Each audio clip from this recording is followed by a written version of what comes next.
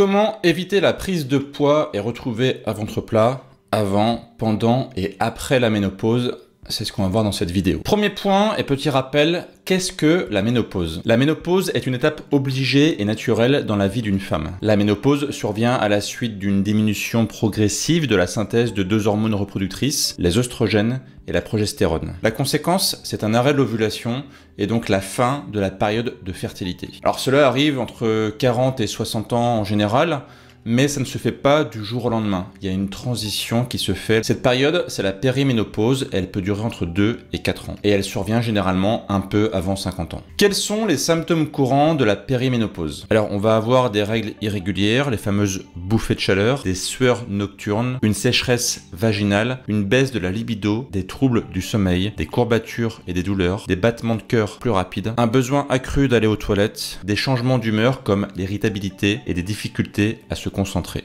Alors pourquoi on peut avoir une augmentation de la masse grasse à l'arrivée de la ménopause et en particulier au niveau du ventre? Alors lors de l'arrivée de la ménopause, 3 hormones vont être particulièrement impactées. Premièrement, on a les oestrogènes qui chutent d'environ 50%. La progestérone qui chute elle aussi de 80%, ce qui est relativement énorme. Et la testostérone qui baisse de 50%. Oui, les femmes ont de la testostérone, beaucoup moins que les hommes bien sûr, mais elles en ont un petit peu. Et d'ailleurs c'est essentiel pour le maintien de la libido.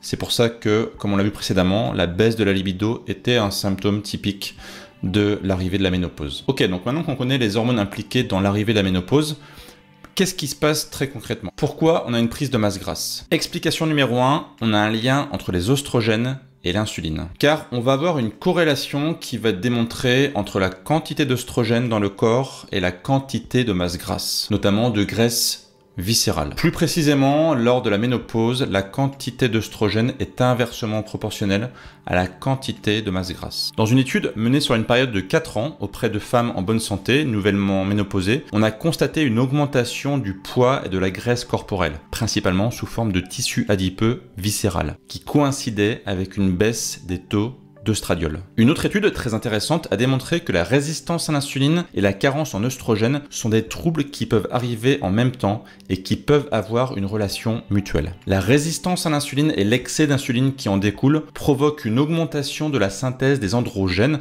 donc des hormones mâles, aux dépens d'une diminution de la production d'œstrogènes, donc des hormones femelles. En gros, et pour simplifier, la baisse des oestrogènes entraîne une augmentation de la résistance à l'insuline. Et qui dit augmentation de la résistance à l'insuline dit augmentation de la masse grasse. C'est un des sujets que j'aborde très souvent sur ma chaîne. Si vous suivez mes vidéos, vous savez qu'on a une relation entre la résistance à l'insuline et la création de masse grasse. D'ailleurs, une petite parenthèse, c'est un peu les mêmes symptômes et presque les mêmes causes que le syndrome des ovaires polykystiques. J'avais d'ailleurs fait une vidéo sur le sujet pour vous expliquer comment vaincre le syndrome des ovaires polykystiques. Et en fait, on va voir qu'entre ménopause et syndrome des ovaires polykystiques, finalement, il y a beaucoup de relations, beaucoup de points qui se rassemblent. Et d'ailleurs, cette résistance à l'insuline qui peut arriver lors de la ménopause, elle est tellement importante qu'elle peut même engendrer un diabète de type 2. Ainsi, dans le magazine Le Quotidien du médecin, on peut lire « Les femmes ménopausées ont un risque accru de développer un diabète de type 2, suggérant un effet protecteur des hormones sexuelles féminines et en particulier des oestrogènes. » Moralité, et on va le voir un peu plus tard dans la vidéo, il va falloir moduler, restreindre cette résistance à l'insuline. C'est un point essentiel pour globalement rester en bonne santé. Explication numéro 2 qui explique la prise de masse grasse lors de la ménopause, c'est les liens entre œstrogènes et cortisol. Et là, en fait, on arrive un peu dans le pire de ce qui se passe lors de la ménopause, parce qu'on va le voir, le cortisol, c'est vraiment une hormone problématique. Petit rappel, le cortisol, c'est l'hormone du stress qui est liée au système nerveux sympathique, fight or flight, combattre ou fuir. Le cortisol, lorsqu'il est sécrété de façon ponctuelle, il est important,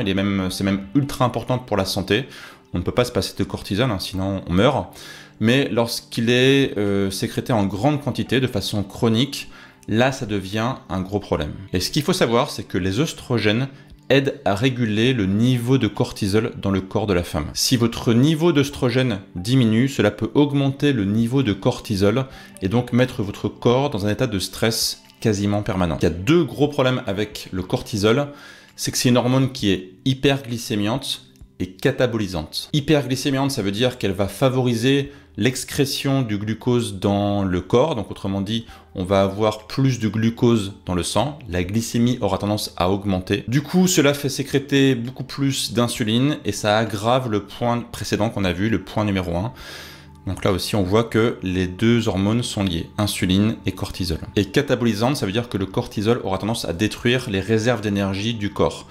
Lorsque c'est la masse grasse, c'est pas forcément très gênant, mais il faut savoir aussi que les muscles sont en tant que tels des réserves énergétiques. Et donc le cortisol aura tendance à détruire les réserves musculaires. Pour simplifier là aussi, on va dire que le cortisol a tendance à dégrader les muscles pour les transformer en masse grasse. Puisque le but du cortisol, c'est vous donner plein d'énergie pour fuir ou combattre.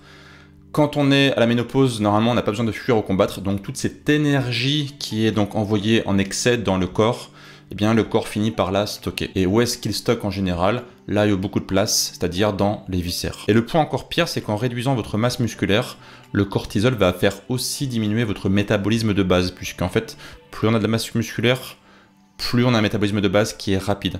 Inversement, avec peu de masse musculaire, le métabolisme basal a tendance à diminuer. Et si le métabolisme de base diminue, eh bien en fait on fait plus de masse grasse. Logique. Donc là aussi, on voit qu'on est dans un véritable cercle vicieux. Alors il y a un point qui n'est pas forcément très connu, c'est que les glandes surrénales, donc c'est-à-dire les glandes qui sont au-dessus des reins, qui produisent entre autres le cortisol, peuvent produire aussi les hormones sexuelles, c'est-à-dire œstrogène et progestérone dans le cas de la femme. Donc les femmes qui ont une ménopause qui se passe plutôt pas trop mal, et bien en fait ce sont les femmes qui ont des glandes surrénales en très bonne santé. C'est-à-dire en fait que les glandes surrénales vont pouvoir prendre le relais des ovaires qui sont un petit peu fatigués, on va dire. Et donc les glandes surrénales vont sécréter des œstrogènes et la progestérone dans une certaine quantité. Et donc dans l'ensemble, pour ces femmes-là, la ménopause se passe pas trop mal. Si par contre, avant la ménopause, vous avez été une femme qui est plutôt stressée, pressée, un peu agitée, ben en fait il y a fort à parier que vos glandes surrénales vers 50 ans, elles soient un peu fatiguées. Elles ont moins la capacité à sécréter les hormones, comme on l'a vu précédemment. Ce qui va entraîner fatigue, perte de mémoire, difficulté de sommeil et bouffée de chaleur. Alors, dernier point, avant d'attaquer les solutions, pour assombrir encore plus ce tableau, il faut savoir qu'à la ménopause, il y a un risque accru d'ostéoporose. Et d'ailleurs, je voudrais vous partager le témoignage de Pascal qui a laissé un message sur ma page Facebook. Pascal dit « J'ai 60 ans, j'ai de l'ostéoporose grave et je ne peux pas soulever de poids et faire des entraînements intensifs. La ménopause m'a fait prendre de la graisse abdominale que je n'arrive pas à perdre. » Donc oui, l'ostéoporose, c'est-à-dire en fait la perte de calcium sur les os, est une conséquence assez courante de la ménopause. Et là aussi, c'est en grande partie à cause du cortisol. Le cortisol a une action dévastatrice sur la masse osseuse, à cause de plusieurs phénomènes. D'une part, le cortisol active les ostéoclastes. Les ostéoclastes décomposent le tissu osseux et libèrent les minéraux, permettant un transfert du calcium des tissus osseux vers le sang. D'autre part, le cortisol entrave l'action des ostéoblastes, qui font le travail inverse, qui viennent prendre le calcium qu'il y a dans le sang pour les fixer sur les os. Les ostéoblastes, ce sont les cellules en charge de la régénération de la masse osseuse. Et en plus de cela, l'excès de cortisol empêche une bonne assimilation du calcium et du magnésium dans le système digestif. Ok, donc maintenant qu'on a dépeint le tableau qui n'est pas forcément très gai de la ménopause, on va donc voir maintenant les solutions. Quelles sont les techniques et les compléments alimentaires qui vont aider à mieux passer la ménopause? Alors, premier avertissement, je sais que je vais avoir beaucoup de commentaires et beaucoup de questions sur les compléments alimentaires. Parce que les gens aiment bien cette notion un peu de potion magique. On imagine qu'il y a un produit qui va résoudre tous les problèmes et en fait on va oublier tout le reste. Moi ce que je veux en fait c'est que vous focalisiez principalement sur les solutions principales on va dire et que les compléments alimentaires viennent là en fait en appui, en aide. Ce ne seront pas des solutions magiques. Les compléments alimentaires vont venir donner un petit coup de pouce. Si vous ne changez rien en parallèle sur votre style de vie, il n'y a malheureusement pas beaucoup de résultats à attendre. Avertissement numéro 2, ce qu'on va voir ici, ce sera valable avant, pendant et après la ménopause. Bien sûr, plus vous agirez tôt, plus vous aurez de résultats, c'est logique. Mais même si aujourd'hui vous avez déjà pris du poids à cause de la ménopause, agissez, mettez en pratique ce qu'on va voir et vous aurez forcément des améliorations qui vont apparaître. Point numéro 3, juste une information, j'avais créé une masterclass qui s'appelle Metabolism Reset, qui permet donc de perdre du poids après 40 ans. Elle sera tout à fait complémentaire par rapport à cette vidéo. Si cette masterclass vous intéresse pour la mise en pratique de tout ce qu'on va voir, je vous invite à aller voir dans la description et dans le commentaire épinglé, je vous mettrai le lien de la masterclass Metabolism Reset pour les personnes qui veulent perdre du poids spécifiquement après 40 ans. Le lien est dans la description et dans le commentaire épinglé. Ok, donc quels sont les grands principes qu'on va mettre en œuvre pour lutter contre les effets de la ménopause? Comme on l'a vu en introduction, le but ça va être de calmer la résistance à l'insuline. Et donc ça tombe bien parce que c'est un des sujets que j'aborde le plus sur ma chaîne YouTube. Comment vaincre la résistance à l'insuline et perdre du poids en parallèle. En fait, pour casser le cercle vicieux, il va falloir attaquer le problème en diminuant la masse grasse et en retrouvant donc de la sensibilité à l'insuline. Je vous partage une étude super intéressante. Des chercheurs ont mené une étude sur 40 femmes en surpoids ou obèses souffrant de bouffées de chaleur au moins 4 fois par jour. Les résultats publiés dans la revue nord-américaine Ménopause démontrent que plus la perte de poids est importante, plus les bouffées de chaleur diminuent. Le groupe testé, qui a perdu en moyenne 9 kg, a diminué les bouffées de chaleur de 63%, ce qui est énorme. Ok, donc technique numéro 1 pour perdre du poids, retrouver de la résistance à l'insuline et permettre de vaincre les symptômes de la ménopause, ça va être de travailler sur sa masse musculaire. Parce qu'on a vu en plus que le cortisol, qui est donc en excès lors de la ménopause, a tendance à détruire la masse musculaire. Et en plus, au-delà de ça, en vieillissant, on perd naturellement de la masse musculaire à cause de ce qu'on appelle la sarcopénie. Donc l'excès de cortisol et la sarcopénie vont détruire votre masse musculaire. Et en fait, pour créer du muscle, il n'y a pas 36 000 solutions, il va falloir faire de l'activité physique. Avec un programme de 3 fois par semaine du renforcement musculaire, si possible avec des charges, bien sûr adapté à votre niveau en y allant progressivement, c'est évident. Et du cardio 2 fois par semaine. Très basiquement, ça peut être de la marche à pied, mieux de la marche rapide, comme de la marche nordique par exemple, et encore mieux, si possible, des entraînements de type intervalle training. On va monter un petit peu le cardio, là aussi dans les limites de vos capacités, bien sûr, en y allant étape par étape. Le renforcement musculaire doit faire partie intégrante de votre style de vie, quel que soit votre âge, quel que soit votre niveau de santé, c'est indispensable. Je sais que c'est pas forcément très sexy, mais c'est nécessaire. Technique numéro 2, consommer plus de protéines. Quand on vieillit, on a tendance à rester plus longtemps assis, à faire moins d'exercice et on a vu que c'est absolument pas ce qu'il faut faire. Et cela aggrave la sarcopénie, c'est-à-dire la perte musculaire liée à l'âge. Ainsi, à 80 ans, les femmes peuvent avoir perdu jusqu'à la moitié de leur masse musculaire. Et donc, manger plus de protéines, qui est donc la base essentielle pour construire du muscle, c'est essentiel si vous ne souhaitez pas perdre trop de masse musculaire. J'ai fait récemment une vidéo pour vous indiquer quelles étaient les bonnes sources de protéines qui donnent des bons résultats, parce que ce sont des protéines qui ont un bon degré d'assimilation avec l'ensemble des acides aminés. Donc ça, je vous envoie vers la vidéo que je mettrai là aussi en commentaire pour en savoir plus, dans la description de la vidéo. Mais il faut aussi penser à consommer suffisamment de protéines, c'est-à-dire avoir une quantité en termes de grammes journaliers suffisante. Et on estime qu'il faut manger entre 1 à 1,5 grammes de protéines par jour et par kilo de poids de corps. Alors moi aussi, je fais attention à ce que je mange en termes de protéines. D'ailleurs, je me suis fait un petit tableau que je vous montre rapidement ici à l'écran, qui me permet de traquer à l'occasion, voilà, combien de protéines je mange au jour le jour. Je vous invite à faire un tableau à peu près équivalent. Le but, c'est pas être tout le temps dessus, de pas être voilà, en mode psychopathe d'un tableau. C'est juste vous rendre compte, parce que parfois, en fait, on se dit, oh bah si, je mange assez de protéines, mais en fait, non, on n'en mange pas forcément assez. Traquez vos protéines pendant une semaine, par exemple, juste pour vous rendre compte. Est-ce que vous en mangez assez, pas assez? Comme ça vous permettra d'adapter votre alimentation pour être sûr que vous consommez assez de protéines. D'ailleurs, un témoignage assez intéressant de Marlène, qui a laissé aussi un message sur ma page Facebook, qui dit « Personnellement, pas de prise de poids, mais un contrôle de ce que je mange et beaucoup de sport. À 53 ans, je suis devenu accro. Quasiment plus de sucre, ce qui n'est pas problématique pour moi, mais une plus grande quantité de protéines pour lutter contre la fonte musculaire, sans oublier les fruits et les légumes. » Excellente analyse de Marlène, elle a tout bon, donc faites comme elle. Augmentez vos protéines, augmentez votre quantité de sport et vous verrez que ça va prendre soin de votre masse musculaire et donc limiter les effets de la ménopause. Troisième étape, aller vers une alimentation plutôt faible en glucides. Comme on en parlait à l'instant avec Marlène, qui a diminué le sucre, c'est une très bonne chose. Il ne faut pas consommer trop de glucides, là aussi sous peine de créer plus de masse grasse. Donc là aussi, il faut y aller étape par étape. Le but, c'est pas d'un coup ne plus manger de sucre, bien sûr. Et surtout, en fait, ce qu'il faut comprendre, c'est qu'un régime qui est plutôt faible en glucides n'est pas un régime sans glucides. Pour vous donner un ordre de grandeur, une consommation entre 50 grammes de glucides à 100 grammes de glucides par jour est une bonne moyenne. Ce qui laisse très largement le choix de consommer des bons fruits, des légumes et plein de bonnes choses, un carré de chocolat à l'occasion, etc.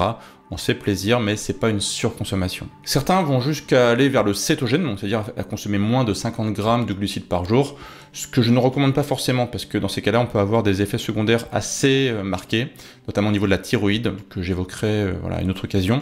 Mais voilà, c'est pas forcément ce que je recommande. Cétogène, c'est un peu extrême, mais entre 50 et 100 grammes par jour, c'est très bien. Donc là aussi, pareil, je vous invite à traquer vos glucides pendant une semaine, juste pour vous rendre compte. Le but, c'est pas mesurer, peser, etc. C'est juste se rendre compte pendant une semaine. Donc pour ça, je recommande très souvent l'application qui s'appelle GlucideCheck, qui permet en fait en quelques secondes, grâce à une application qui est très bien faite, de savoir combien de glucides vous consommez au quotidien. Et on peut voir en fait dans certains cas que ça peut monter assez vite. Donc méfiez-vous, les glucides ça monte assez vite. Essayez de les limiter le plus possible. Et en limitant les glucides, eh bien, vous allez limiter l'impact de l'insuline parce qu'en plus, si vous allez vers des aliments à index glycémique plutôt bas ou modéré, eh bien, votre insuline ne sera pas trop sécrétée. Et comme on l'a vu, à la ménopause, l'insuline est particulièrement exacerbée, on va dire, par la diminution des oestrogènes. Donc, faut pas trop l'énerver l'insuline. Donc, on se calme avec les glucides à index glycémique élevé. On va plutôt vers les IG bas. Quatrième point, on peut tenter de mettre en pratique le jeûne intermittent, qui va aider à perdre du poids et surtout à retrouver la sensibilité à l'insuline. Je parle très souvent du format 16-8 qui est le plus connu, mais vous pouvez aller vers le 18-6, voire même le 24, c'est-à-dire presque limite un repas par jour pour les personnes qui sont très à l'aise et qui ont des très grosses difficultés à perdre du poids et à perdre de la masse grasse. Là aussi, il faut y aller étape par étape. Si vous consommiez 3 repas par jour avec des encas, il ne faut pas du jour au lendemain switcher sur 2 repas par jour. Ça va être compliqué. Il faut y aller étape par étape en diminuant la quantité de nourriture sur un repas jusqu'à l'éliminer et à conserver que 2 repas par jour, ce qui est déjà très bien. Si vous souhaitez de l'aide, j'ai un petit programme qui s'appelle Fasting Express qui vous prend par la main, qui vous explique en détail comment mettre en pratique le jeûne intermittent. Je vous mets là aussi le lien dans la description de la vidéo pour ceux qui veulent en savoir plus. Point numéro 5, ne pas oublier les bonnes graisses. Les graisses, c'est la base essentielle pour créer les hormones. Si vous n'avez pas assez de bonnes graisses dans votre alimentation, eh bien vos hormones vont en pâtir. Or, on a vu à la ménopause que les hormones, c'est essentiel. Donc on ne minimise pas les graisses, au contraire, on va vers les bonnes graisses. Type huile d'olive, avocat, œuf, huile de coco, lait noir, bref, vous savez de quoi je parle si vous suivez mes vidéos. Point numéro 6, diminuer les effets de l'excès de cortisol. Comme on a vu, le cortisol augmente à la ménopause, donc il va falloir essayer de le calmer un petit peu grâce à des actions concrètes sur votre santé. Comme par exemple faire 10 000 pas par jour, si possible en nature. On a démontré à maintes reprises que se promener en nature, c'est extrêmement positif pour diminuer le stress. La pratique du yoga ou du pilates sera extrêmement efficace pour réduire le niveau de stress. Pratiquer la cohérence cardiaque va aussi aider. Si vous souhaitez savoir comment pratiquer de la cohérence cardiaque, je vous mets des vidéos dans la description de la vidéo, j'avais fait des tutos complets sur le sujet. Attention aussi à l'alcool, clairement si vous consommez beaucoup d'alcool, plusieurs verres par semaine, ça peut augmenter le niveau de stress et ça peut aussi augmenter la prise de poids parce que clairement l'alcool est une machine à prendre du poids. Or ce qu'on voulait c'est justement diminuer la quantité de masse grasse, donc on diminue l'alcool. Attention aussi à avoir un bon sommeil parce que clairement si votre sommeil est perturbé, alors je ne parle pas ici des bouffées de chaleur qui sont inhérentes et qu'on peut calmer, on a vu à la ménopause, mais je parle ici plus globalement de votre sommeil. Donc ne pas se coucher trop tard, ne pas avoir de repas trop gargantuesques dans le ventre quand on va se coucher, dormir avec une chambre qui est plutôt fraîche, etc., etc. Plus votre sommeil sera sacralisé, plus vous allez pouvoir prendre soin de vos hormones et diminuer les effets délétères de la ménopause. Alors ensuite, on va avoir des compléments qui peuvent donner un petit coup de main en parallèle d'un changement de style de vie. Je me répète encore, c'est important, ce ne sont pas des produits magiques. Ils vont venir donner un coup de pouce. C'est principalement 80% des effets vont arriver avec ce qu'on a vu précédemment et éventuellement 20% avec un petit coup de pouce sur les compléments qu'on va voir tout de suite. Premier point, se complémenter en vitamines et minéraux anti-stress. Comme on a vu, le stress, c'est inhérent à la ménopause et donc certaines vitamines permettent de diminuer les effets délétères du stress. On a par exemple le magnésium qui est surnommé le nutriment anti-stress car ce minéral régule la production des hormones du stress. Et en fait, plus il y a de stress, plus on a besoin de magnésium. Donc clairement, en période de ménopause, on aura besoin d'un peu plus de magnésium et on se rend compte que globalement, il y a beaucoup de personnes qui sont en carence de magnésium. Donc il faut absolument dans votre cas ne pas l'être. De plus, quand on est très stressé, alors pareil de façon inconsciente, quand on a un stress chronique, il y a beaucoup de vitamines qui sont un peu pompées, absorbées par le stress. C'est le cas notamment des vitamines du groupe B et en particulier la vitamine B1. Alors ça passe bien sûr par une consommation importante de végétaux, parce que c'est là qu'on va trouver la plupart des vitamines du groupe B, mais dans certains cas, une complémentation en vitamine B peut être un petit coup de pouce intéressant. Et il y a aussi la vitamine E qui est super intéressante pour limiter les effets des glandes surrénales. La complémentation en vitamine E a prouvé ses bienfaits pour limiter les effets de la ménopause. Elle intervient notamment sur les bouffées de chaleur, la sécheresse vaginale et l'humeur. La vitamine E aide également à améliorer la restructuration des os en cas d'ostéoporose. Elle permet de lutter contre les risques d'accidents cardiovasculaires. Alors quand on me demande quel complément je recommande, complément multivitaminé, il y en a un qui revient très régulièrement, donc pareil, je vous mets les références dans la description de la vidéo. Et ce complément, il est très riche en vitamine B, donc aucun souci. Vitamine E, il y a tout ce qu'il faut, et magnésium, c'est parfait. Deuxième complément, un peu moins connu, c'est le myo-inositol. Alors, l'inositol, c'est une substance similaire aux vitamines, hydrosoluble, ainsi connue sous le nom de vitamine B8, bien qu'elle ne fasse pas partie de la famille des vitamines B. Alors, on retrouve l'inositol dans les parois des cellules, notamment du cœur et du cerveau. Dans le foie, en fait, cette molécule sert aussi à briser les graisses. Les muscles ainsi que les nerfs en ont besoin pour fonctionner correctement. Alors, on retrouve l'inositol dans certains fruits, certains légumes, certaines noix et même dans la levure de bière. Et ce qui est super intéressant, c'est que des études ont démontré que l'inositol permettait de réduire la résistance à l'insuline. Et d'ailleurs aussi, de nombreuses études ont démontré que l'inositol permettait de limiter les symptômes du syndrome des ovaires polykystiques. Et comme j'ai indiqué, syndrome des ovaires polykystiques et ménopause, c'est extrêmement proche d'un point de vue symptôme et d'un point de vue cause. Alors là, j'ai trouvé vraiment beaucoup d'études scientifiques qui vont dans ce sens-là. Je vous mets là aussi les références dans la description de la vidéo, pour ceux qui veulent en savoir plus. Et si vous souhaitez commander de l'inositol en complément alimentaire, je vous mettrai là aussi en lien le complément que je recommande qui peut vous donner un petit coup de pouce pour lutter contre les effets de la ménopause. Le troisième complément, c'est la gelée royale. Alors, on a cet essai super intéressant et c'est clinique randomisé en double aveugle où 200 femmes ménopausées entre 45 et 60 ans ont participé. Chaque participante a reçu soit 1000 mg de capsules de gelée royale, soit un placebo par jour pendant 8 semaines. Et les résultats ont montré que la consommation quotidienne de gelée royale, donc 1000 mg par jour pendant 8 semaines, était efficace pour soulager les symptômes de la ménopause. Là aussi, je vous mets dans la description et dans le commentaire épinglé le complément de gelée royale que je recommande. Le complément numéro 4, c'est de l'extrait de racine de kudzu. Alors ce complément est un extrait de la racine d'une plante grimpante vivace originaire d'Asie et qui se nomme kudzu. Elle possède un flavonoïde qui est capable de remplacer le rôle des œstrogènes. Et le flavonoïde concerné, c'est le myroestrol. Il s'agit d'un phytoœstrogène, donc c'est-à-dire un œstrogène d'origine végétale, qui va avoir la même structure et à peu près les mêmes rôles qu'un œstrogène humain. Et donc sa similitude avec les œstrogènes humains lui confère une propriété particulièrement bénéfique pour l'atténuation des symptômes liés aux carences des hormones à la ménopause. Si vous êtes intéressé, je vous mets là aussi le complément que je recommande dans la description et le commentaire épinglé. Le complément suivant, c'est les oméga 3. Quand on a un niveau inflammatoire élevé, ça met de l'huile sur le feu, ça n'arrange rien. Un corps qui est naturellement dans un état hautement inflammatoire aura beaucoup de mal à lutter contre le stress chronique et à perdre du poids. Donc vous devez avoir un niveau inflammatoire relativement bas si vous souhaitez vaincre les symptômes de la ménopause. Donc ça passe bien sûr par la consommation d'une alimentation hautement anti-inflammatoire, ce qui est un peu une des bases que je vous indiquais précédemment, mais ça va être aussi de rééquilibrer les acides gras essentiels oméga 3, oméga 6. Consommez plus d'oméga 3 et moins d'oméga 6 pour diminuer le niveau inflammatoire de votre corps. Comme je vous l'indiquais, j'ai fait récemment une vidéo pour vous indiquer quelles étaient les bonnes sources de protéines qui vont vous aider à perdre du gras, parce que quand on remplace les glucides par les protéines, et bien globalement, on met son corps dans un état qui permet de perdre du poids.